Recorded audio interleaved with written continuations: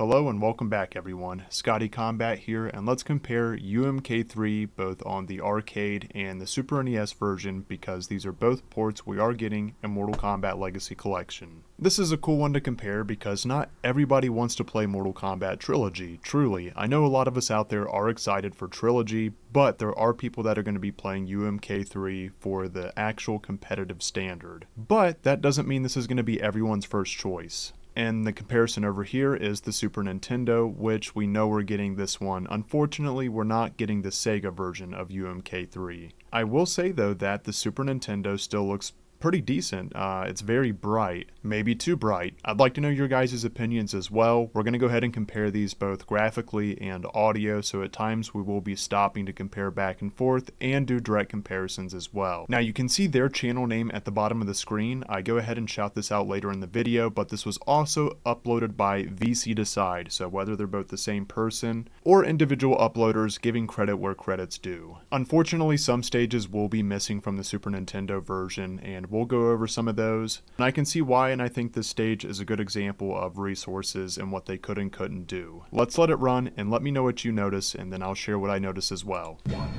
Fight!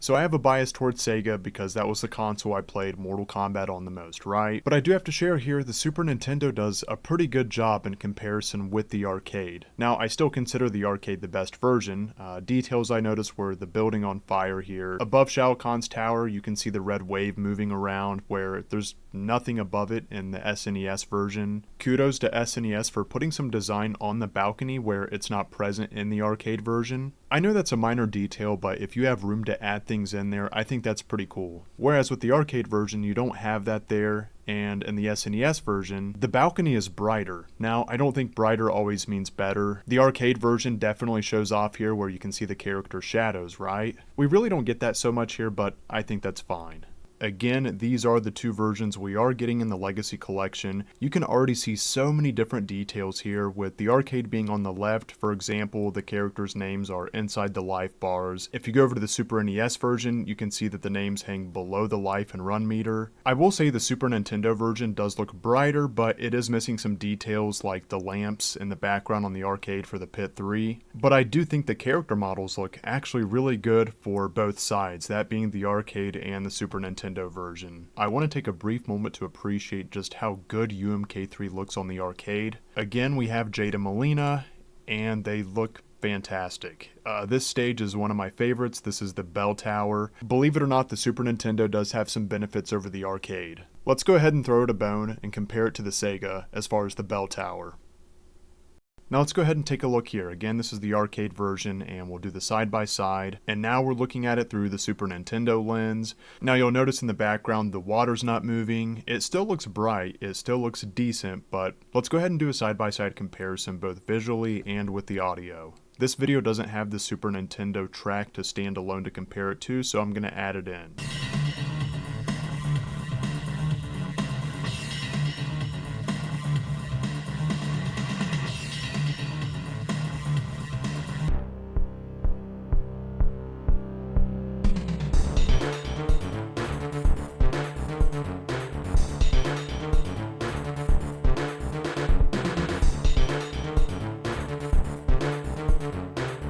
Again, this is very impressive to me that this was made in 1995. This is the graveyard for the arcade version, and frankly speaking, Bell Tower and Graveyard are some of my favorite stages in UMK3. And I can see why visually, looking at some of these stages, why they didn't make it to the SNES. I don't know what it is with Mortal Kombat and Moons, but I love it, and it shows up in many different stages. In this next example, you're going to have to catch the sound from the SNES in between the arcade version. It is noticeable, so I wanted to give you a heads up. You will hear the SNES version, but it's going to be in between certain moments. Cyrax wins.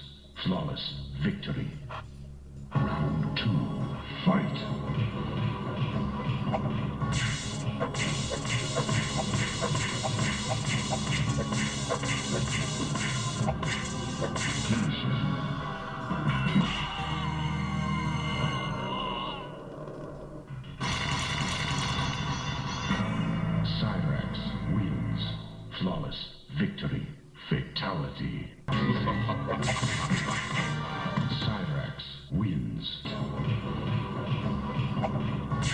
definitely noticeable details, both visually and audio. However, some of you may be surprised to know that some people prefer the SNES version because that is nostalgia. Again, I played a lot more of the Sega version myself versus the arcade, but I actually still preferred the arcade because it is cleaner and does sound better and it looks better. But I still have an emotional pull towards the Sega because that was a part of my upbringing. So both versions I cherish. I didn't get to play the SNES version as much. And not only that, some people actually just prefer the sound of 8 and 16-bit audio. Some people may prefer the console-style version over the arcade. Now here's where things get a little interesting, because there are stages missing in the Super Nintendo version of UMK3, right?